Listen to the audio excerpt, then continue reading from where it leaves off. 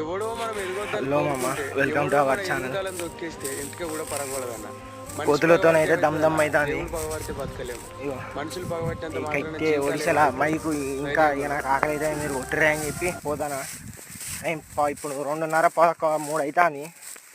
పొద్దుగా తినచ్చినాం, వాటితోని తిరుగుడు ఒర్రుడు నూరు బొంగిపోయినట్టు అయింది. ఘోరంగా దమ్ దమ్ అవుతుంది వాటితోనైతే. సావదెంగుతానే అవి సీదా మమ్మల్ని. ఇక ఇట్టున్నాయి మా కష్టాలు. సంవత్సరం ఇప్పుడు 4 నెలలు 3 నెలలు 4 నెలల పంటది.